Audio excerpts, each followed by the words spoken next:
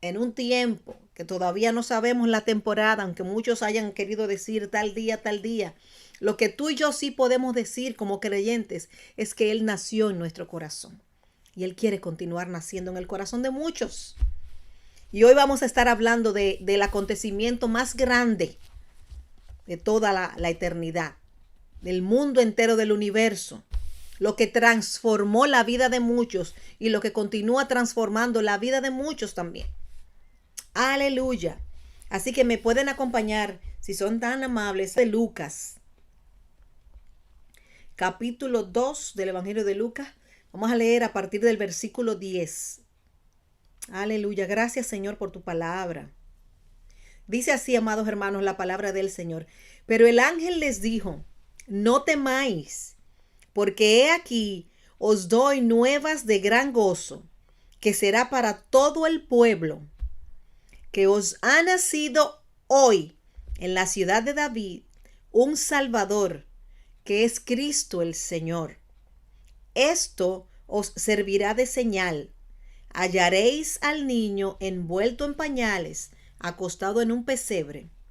Y repentinamente apareció con el ángel una multitud de huestes celestiales que alababan a Dios y decían: gloria a Dios en las alturas y en la tierra paz, buena voluntad para con los hombres. Aleluya, hermosa palabra, amados hermanos. Gloria a Dios en las alturas. Que el Señor se glorifique a través de su santa palabra. Que el Señor siga hablando en nuestros corazones. Que haya nuestros corazones dispuestos, abiertos a recibir esa buena palabra que Él tiene para nosotros en este día. Así que dispongámonos y recibamos con gozo esa palabra que Él tiene para ti y para mí. Aleluya. Con nosotros nuestro amado pastor Robert Arismendi.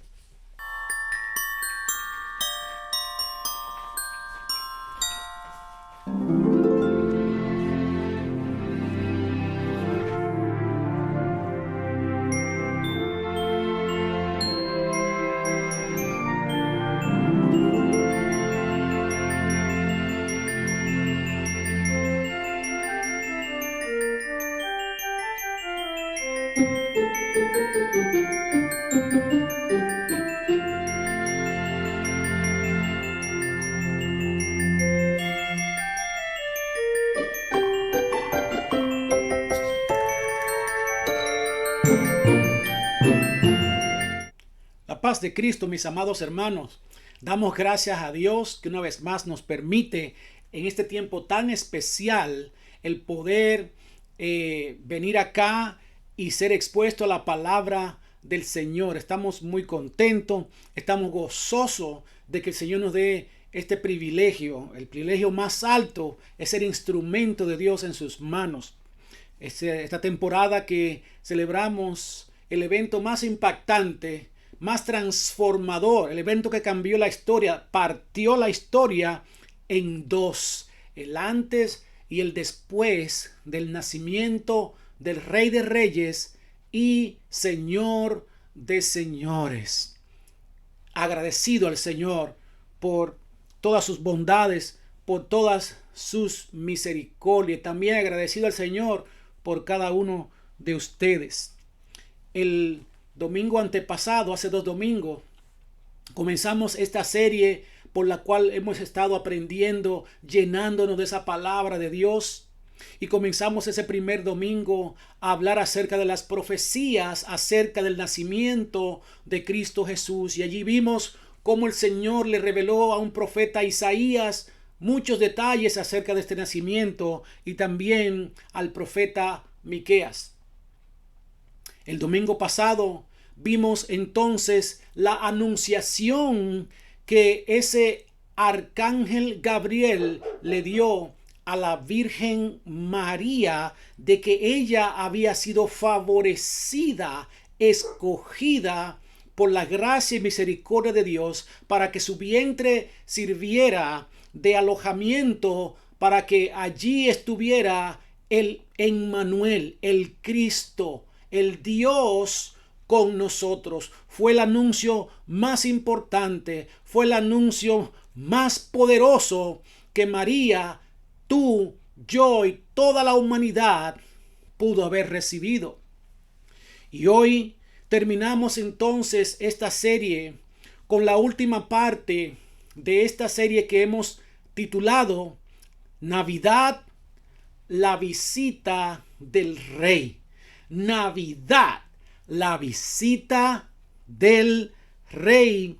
Y el título del mensaje en esta ocasión es ya el nacimiento del Rey. Alabado sea su nombre por siempre y siempre. Vamos a estar leyendo mucho tiempo, varios versículos en el capítulo 2 del libro de Lucas, del Evangelio de Lucas. Gloria sea el nombre poderoso de Cristo Jesús.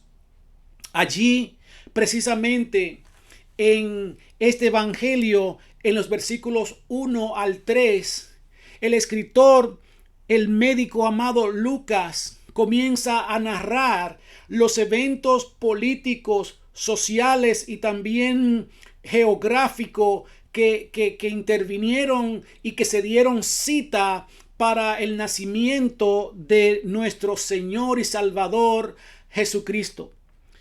Y lo que Lucas nos cuenta dice así de la manera siguiente: aconteció en aquellos días que se promulgó un edicto de parte de Augusto César que todo el mundo fuese empadronado. Este primer censo se hizo siendo Cirenio gobernador de Siria, e iban todos para ser empadronados, cada uno a su ciudad. De manera que Lucas nos dice aquí, comenzando a narrar los acontecimientos políticos y también geográfico del nacimiento de Cristo, es que este Cristo, en el tiempo en que Cristo estaba para nacer, fue en los tiempos del emperador Augusto César. Y que en ese tiempo de Augusto César, este hombre, este emperador, ordenó, promulgó una ley de que todo el mundo tenía que ser empadronado. Todo el mundo tenía que ser contado o censado. Es importante también nosotros saber, mis amados hermanos, que Mateo, que es el otro escritor que habla o nos narra acerca del nacimiento de Jesús, son los únicos dos evangelios que narran este acontecimiento impresionante. En el capítulo 2, Mateo nos dice un detalle que es diferente al que está diciendo Lucas con relación a quién era el rey o el emperador que estaba gobernando en los tiempos que Jesús estaba por nacer o en los tiempos que Jesús nació. Porque Mateo en el capítulo 2 y los versículos 1 y 2 y también leeremos el versículo 13 nos dice: cuando Jesús nació en Belén de Judea, en días del rey Herodes, vinieron del oriente a Jerusalén unos magos, diciendo: ¿dónde está el rey de los judíos que ha nacido? Porque su estrella hemos visto en el oriente y venimos a adorarle. De manera que Mateo aquí dice que fue en los días del rey Herodes que este Cristo nació, mientras Lucas nos dice, como ya leímos anteriormente, que este Cristo nació en el tiempo o en el reinado, en la gobernación de Augusto César. También aquí mismo en Mateo 2 y ahora el versículo 13, Mateo nos da otro detalle acerca del nacimiento de Cristo. Dice Mateo 2:13, después que partieron ellos de aquí, un ángel del Señor apareció en sueños a José y dijo: levántate y toma al niño y a su madre y huye a Egipto y permanece allá hasta que yo te diga, porque acontecerá que Herodes buscará al niño para matarlo.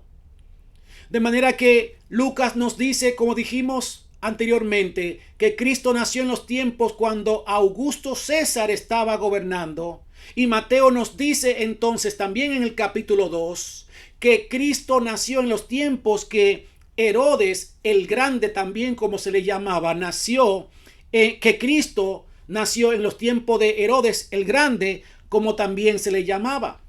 Pero es importante que notemos ese versículo 13 también, en el cual Mateo nos dice a ti y a mí que este ángel va donde José y María, donde estaba José y María con el niño, y le está dando una noticia para que se apresuren, y le dice: ustedes tienen que levantarse, tomar el niño e irse de aquí huyendo a Egipto y permanecer allá. ¿Por qué?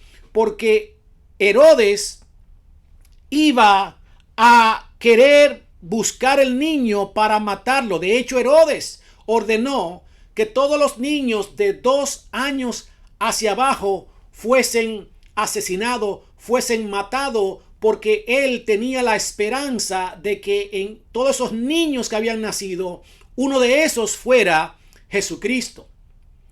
¿Por qué Herodes quería matarlo? Porque los magos que fueron buscando el lugar donde estaba Cristo andaban preguntando acerca de este niño. Y a Herodes se le dijo que este niño luego habría de ser rey. Y Herodes inmediatamente se llenó de miedo, se llenó de celo, porque él no quería que otro fuera a detronarlo, a quitarle su reinado, aunque el reinado de Cristo es un reinado totalmente diferente. Es importante entonces nosotros saber exactamente en qué periodo de reinado fue que nació Jesús, o en el tiempo de Augusto César, como nos dice Lucas, o fue en el tiempo de Herodes el Grande, como nos narra Mateo.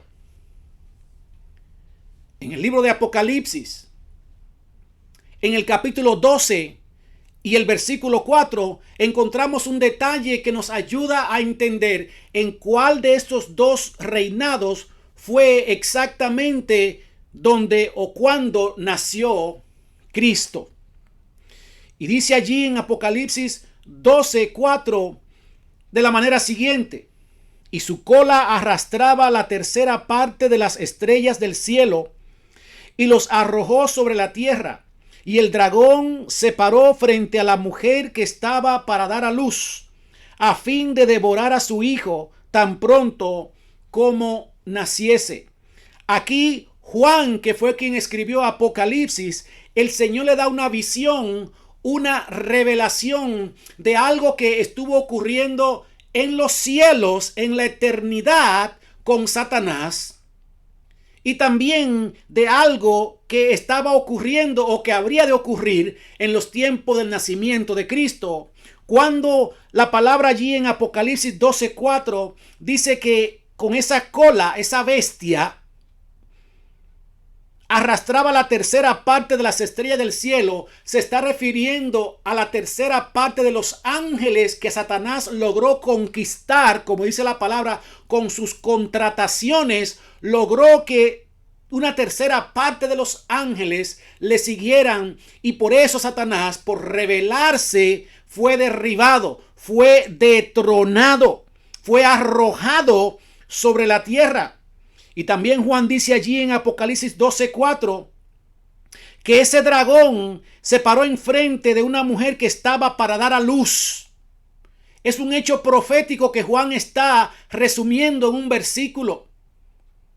Esa mujer que estaba para dar a luz, dice que esa bestia se paró frente a esta mujer con el fin de devorar, de matar, de destruir a su hijo tan pronto como naciese. Y eso se cumplió exactamente con Herodes el Grande, quien ordenó la muerte de todos los niños de 2 años hacia abajo, con el objetivo o el propósito de que uno de esos niños fuera Jesucristo. Ya Dios había conocido los planes perversos de Satanás, de que aún antes de Cristo nacer, Dios ya sabía que Satanás iba a intentar matarlo por mano de alguien, y ese alguien en la historia bíblica se refiere a Herodes.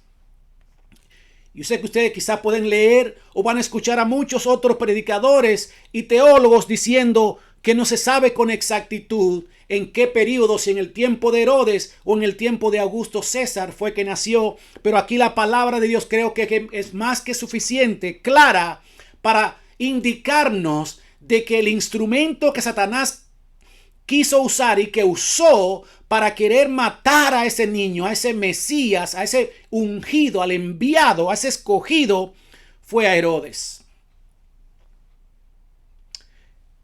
La pregunta entonces, la interrogante queda en nuestra mente, y yo no quisiera que quedáramos con esa interrogante. Entonces, ¿por qué Lucas dijo que Cristo nació en los tiempos de Augusto César? ¿Se habrá equivocado Lucas? ¿Será esto un dato erróneo? En ninguna manera.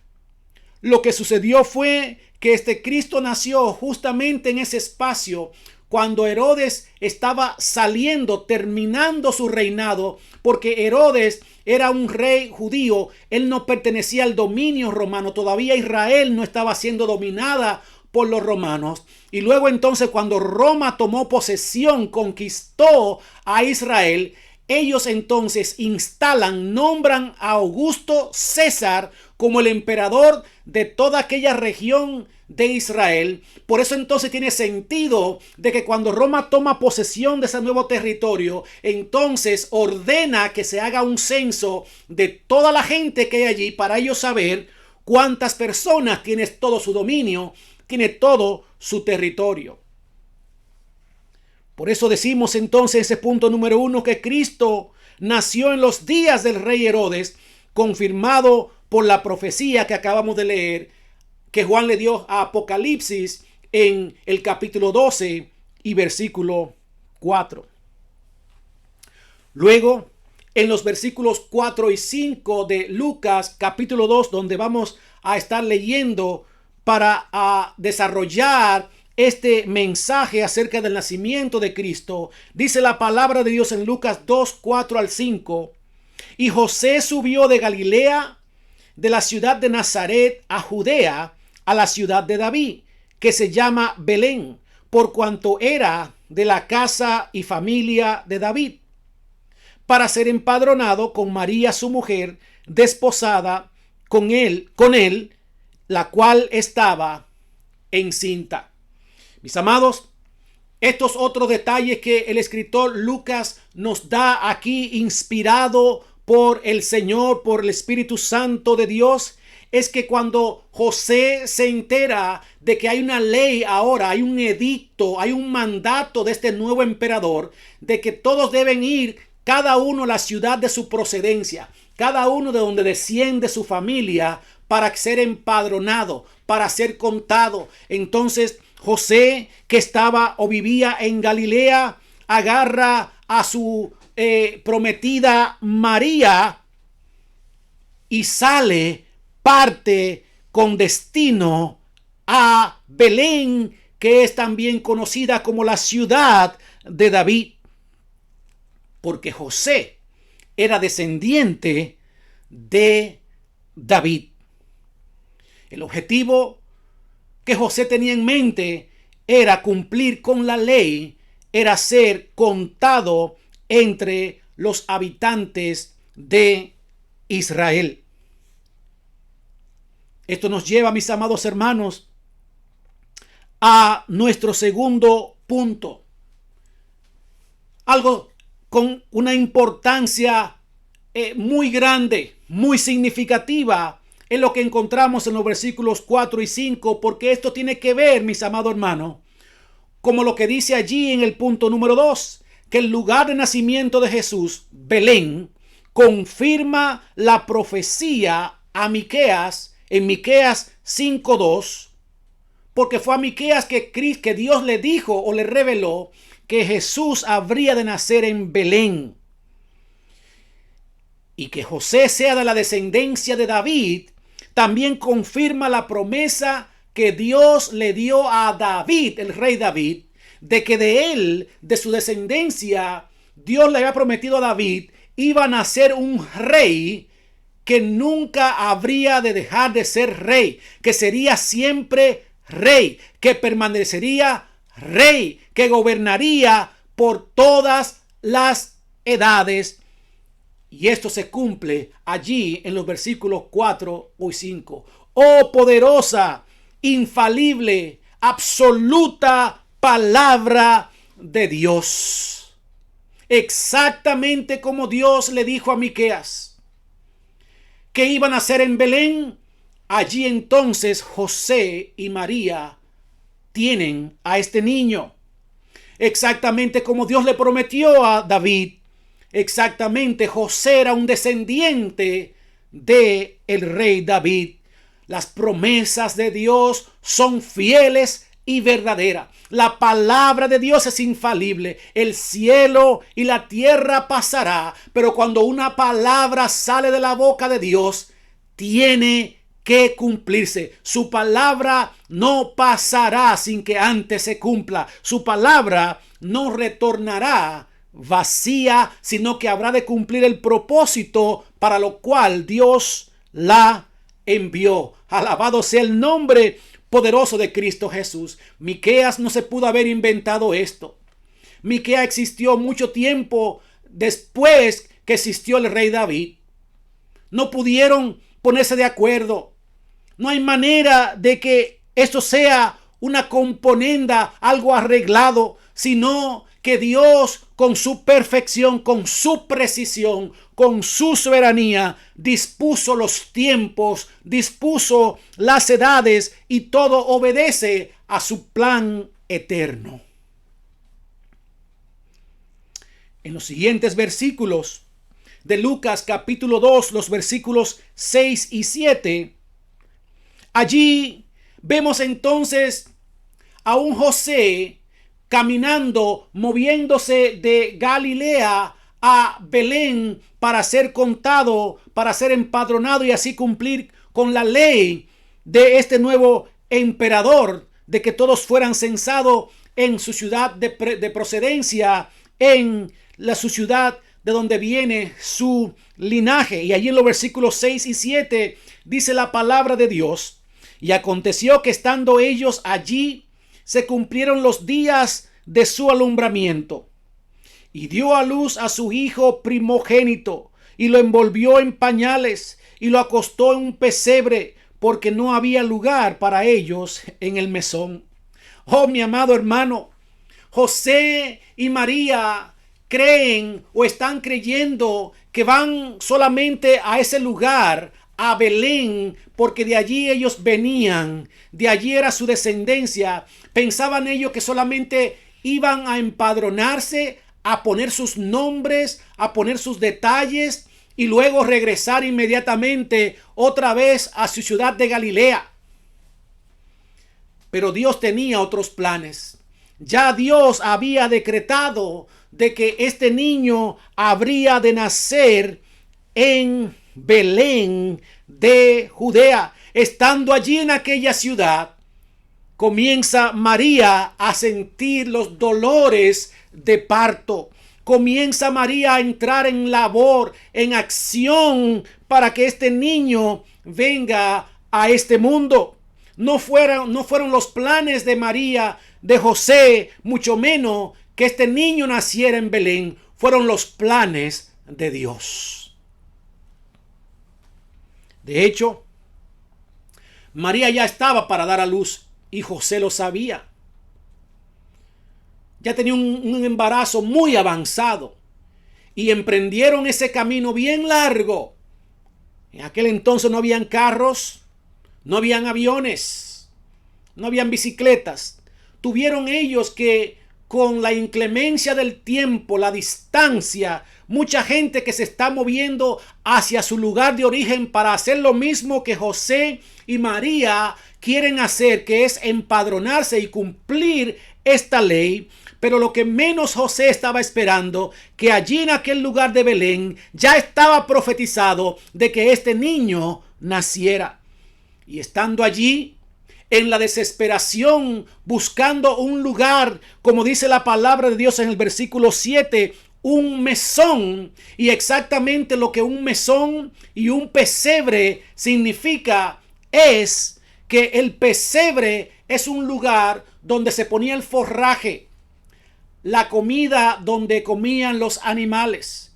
Y el mesón, que fue el lugar donde José fue a buscar posada, es un lugar temporal donde la gente se quedaba, una casa de huéspedes para pasar la noche y luego seguir el camino. Era un lugar para viajeros.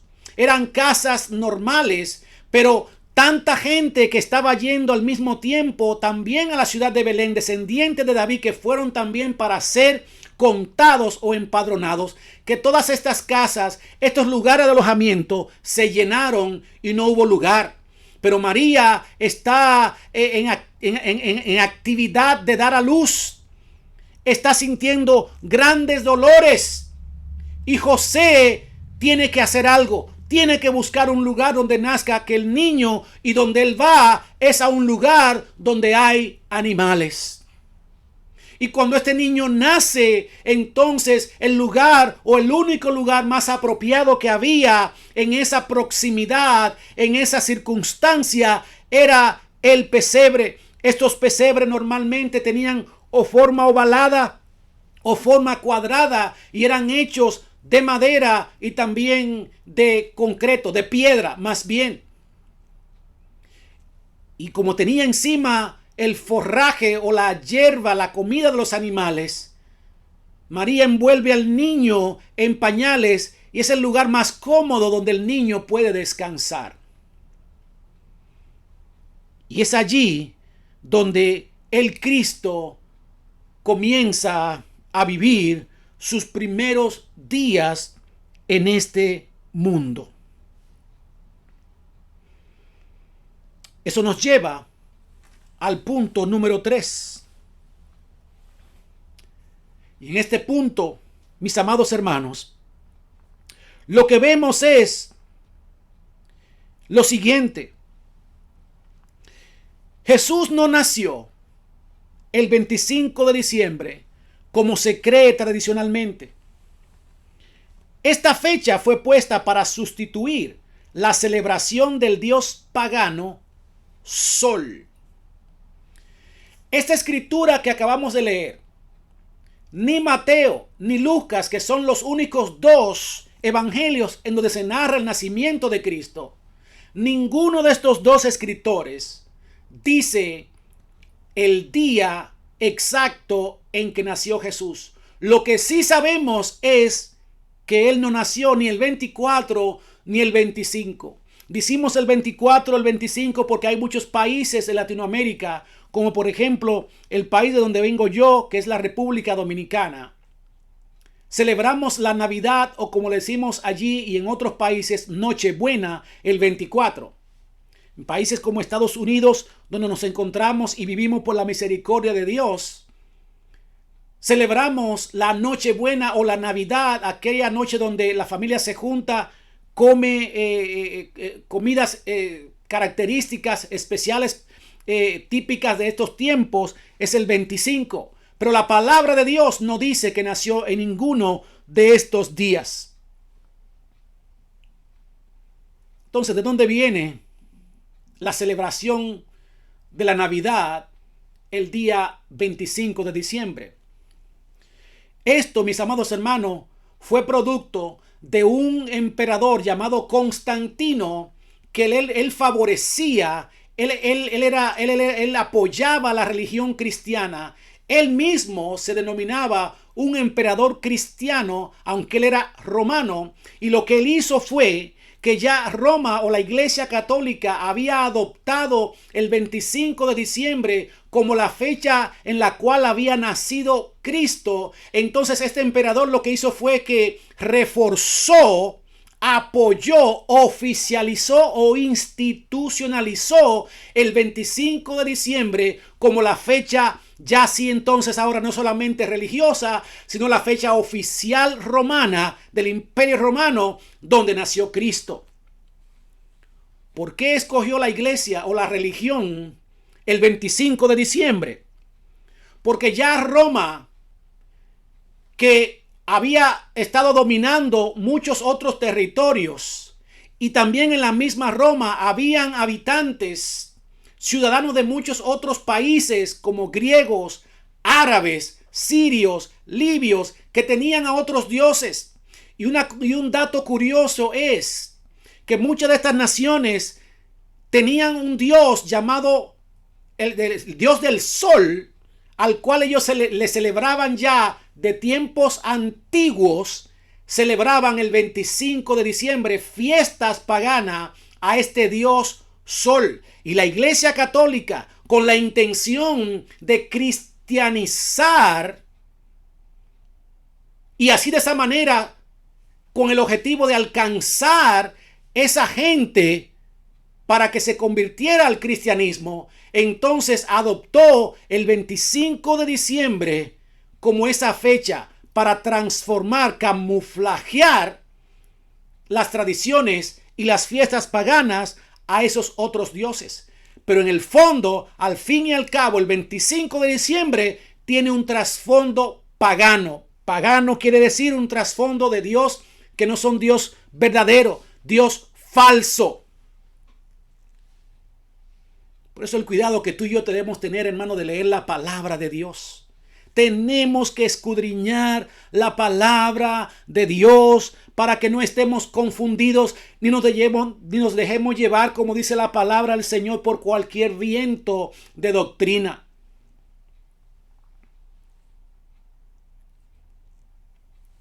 Es interesante, mis amados hermanos, también reconocer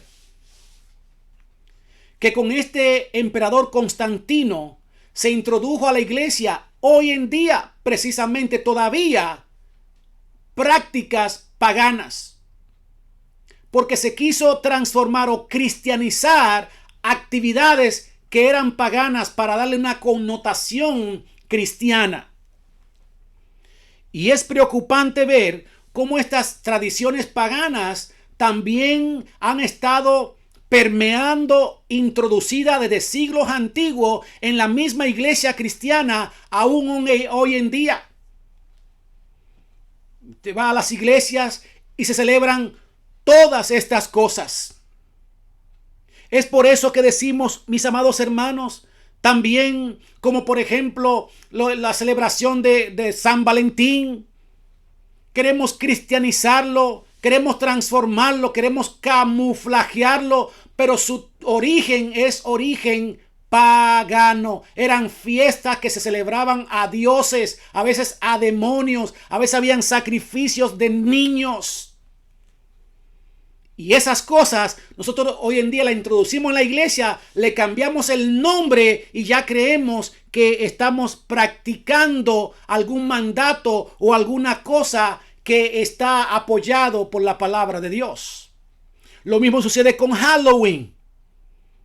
Nosotros, para justificar querer participar en esas actividades, no buscamos excusas y le ponemos otro nombre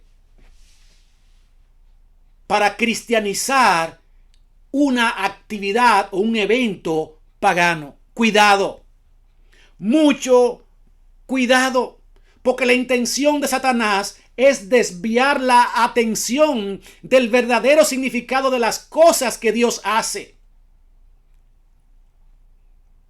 Es también el mismo caso de los mismos magos que fueron a llevarle regalos a Cristo. La palabra de Dios, ni Mateo capítulo 2, ni Lucas capítulo 2, que son los únicos dos lugares donde podemos encontrar detalles del nacimiento de Cristo, no dice que eran 3 magos. Tampoco Mateo 2 y Lucas 2 no dicen en ninguna parte que los nombres de estos magos eran Gaspar, Melchor, Gaspar y Baltasar. Estos son nombres paganos que después, a través de los siglos, surgieron, pero no de un origen escritural, no de un origen cristiano, sino todo de origen pagano. La palabra mago, por cierto, no se refiere a la palabra mago o a los magos que conocemos hoy en día o que comúnmente conocemos, como esas personas que hacen aparecer y desaparecer cosas y que hacen actos, espectáculos muchas veces muy sorprendentes. La palabra mago se traduce allí como personas muy versadas, entrenadas en lo que tiene que ver con la astrología. Eran personas que podían llevarse, como hicieron estos magos, de las estrellas, sus movimientos, y poder determinar muchas cosas en el ambiente, en la atmósfera, ubicarse geográficamente, porque eran personas que ya en aquellos tiempos estaban avanzados en este conocimiento. Igual que la misma tradición del famoso Santa Claus o Santi Claus, como le dicen en algunos lugares. Es triste, mis amados hermanos, como también niños creyentes en Cristo, que vienen de familias que conocen al Señor, han sido enseñados en esta tradición pagana antibíblica que viene a sustituir el regalo perfecto y eterno que es Cristo Jesús. Es un Santa Claus que para mí y para muchos niños es un personaje muy injusto, frustrante, porque es un Santa Claus que solamente va a dejar buenos regalos, buenos juguetes a los niños que se portan bien. Yo, de niño, al igual que muchos niños de mi generación y también de esta misma generación, me esforzaba por portarme bien en la escuela, por ser un buen hijo, por ser un buen hermano, por dar lo mejor de mí. Pero el día de los Reyes o el día de los regalos que se celebra el 6 de enero en mi país y en muchos países de Latinoamérica, ese Santa Claus no me dejaba nada. Y ahí me quedaba yo con la duda. Yo miraba a los otros niños con carros eléctricos, con buenos juguetes, con patines, con cosas que yo quería. Y veía también que eran niños que quizás no se portaban como yo. Niños que les gustaba pelear, hablar mentiras, robar y hacer muchas cosas que yo trataba de no hacer. Y al final yo veía que esos niños tenían juguetes y juguetes muy buenos. Y yo muchas veces tenía y muchas veces también no tenía nada. Oh, no, mi amado hermano, el Cristo, el regalo de vida que Dios nos dio, ese verdadero regalo, ese Dios que está ahí arriba, no es un Dios solamente que regala a los niños buenos o a la gente que se portan bien. Es un Dios de buenos y de malo. El que viene a Él no le echa fuera. Ese regalo Dios lo dio para todo aquel que cree. No importa qué tan malo tú crees que tú seas. No importa qué tan malo tú crees que te ha portado en el 2020. No importa qué tan sucio o sucia tú crees que está. Nuestro Dios no es Santa Claus. Él es el Dios de buenos y de malos. De todo aquel que se acerca a Él, Él no le echa fuera. Y tú no te vas a ir con las manos vacías, sino que te vas a ir con el premio, el regalo de vida que es Cristo Jesús, Señor nuestro. Alabado y exaltado sea el nombre poderoso de Cristo Jesús. Satanás siempre ha querido, es la intención, es lo que le quita el sueño a él, tergiversar, torcer, desviar la atención de todo lo que Dios ha hecho.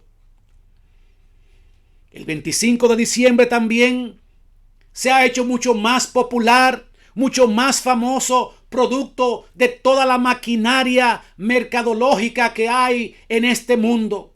Facebook, Instagram, Google, YouTube, por todas partes comienzan a bombardearnos ya desde muy temprano en diciembre con mercancías, propaganda, los colores de la Navidad o los colores supuestos de la Navidad, y los únicos que se benefician con grandes ventas gigantes son los comercios, negociando con la fecha, con el evento más importante que ha transformado la vida de millones y de millones de personas, entre los cuales está este humilde pecador. Santa Claus es un personaje ficticio. Y es un personaje que vino como producto de un obispo de apellido Bari. No recuerdo exactamente su nombre ahora, me disculpan mis amados hermanos, pero de apellido Bari, un hombre que se identificaba con los niños, sentía mucha compasión, defendía a los niños, sobre todo los niños desamparados, y él los protegía lo más que podía, le gustaba darle regalos, y a partir de ahí este hombre, este obispo, fue canonizado y convertido posteriormente a través de la historia y por la tradición en el famoso Santa Claus o San Nicolás o Papá Noel. Nada tiene que ver con el nacimiento, con el regalo de vida que es Cristo Jesús, y mucho menos tampoco la tradición de los famosos renos, los animales que andan alando, que andan empujando el carrito donde anda Santa Claus. Tú tienes que enseñarle a tu niño, amado hermano, amada hermana, que Cristo no es Santa, que Cristo es el regalo de vida, que Él es el regalo eterno, y aunque nosotros seamos pecadores, Él murió por nosotros. Dios lo dio como un regalo. De tal manera amó Dios al mundo que dio, regaló a su Hijo. Ese es el regalo de vida. Y que toda buena dádiva, todo don perfecto procede de Dios, del Padre de las luces, en el cual no hay sombra de variación. Eso nos lleva, mis amados hermanos, a nuestro último punto. Y es, frente a todas estas verdades que hemos visto acerca de la palabra de Dios, con relación a lo que es la verdadera Navidad, ¿cuál debe ser entonces nuestra actitud? ¿Cómo deberíamos nosotros entonces reaccionar a este mensaje?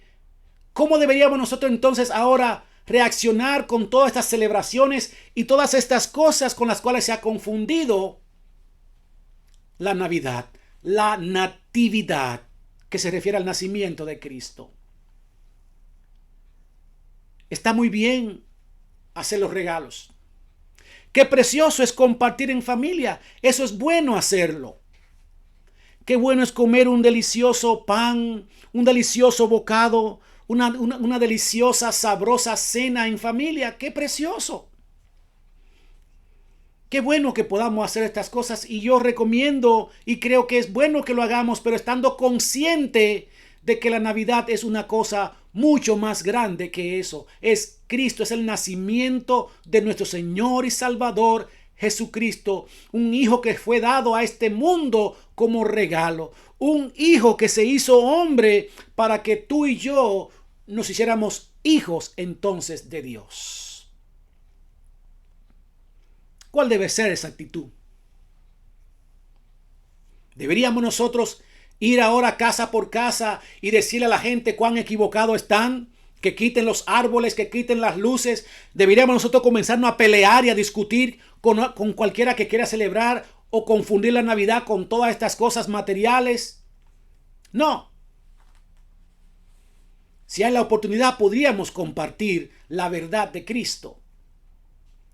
Pero la actitud que tú y yo debemos tomar fue la actitud que tomaron estas personas allí en el capítulo 2 de Lucas. Mira lo que dice en el versículo 17, Lucas 2:17. La palabra de Dios dice allí que cuando este niño nació, un ángel fue y le apareció a unos pastores que estaban cuidando sus ovejas. Estos pastores se asustaron y los ángeles le dijeron: no se asusten, no tengan temor. Venimos a decirle que hoy les ha nacido un Salvador. Aleluya. Que hoy ha nacido ese niño que es paz para el mundo, para todos los pueblos, para todas las naciones.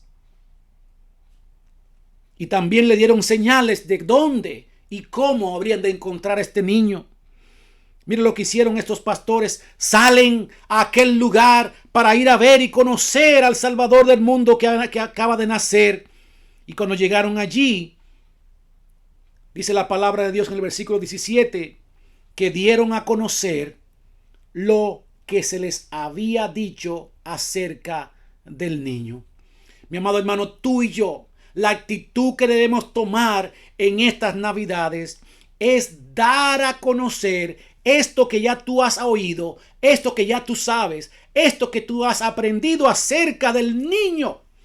No más de lo que está escrito, no menos de lo que está escrito. Tú y yo, como los pastores, tenemos que decir a voz en cuello, por cualquier medio que Dios nos permita hacerlo, por las redes sociales, al vecino, a la vecina, al compañero de trabajo, dar a conocer a este niño. La siguiente actitud que tú y yo debemos imitar la encontramos en el versículo 25, ahí mismo en Lucas capítulo 2. Y allí se habla de un tal Simeón. Simeón era un hombre ya avanzado en edad, un hombre justo y piadoso, lo que quiere decir que era un hombre consagrado al Señor, creyente en Cristo, al cual Dios le prometió que antes que él muriera, él iba a ver a ese niño. ¿Y qué hacía Simeón entonces mientras Dios cumplía esa promesa? Dice la palabra de Dios allí en Lucas 2:25 que él esperaba la consolación de Israel.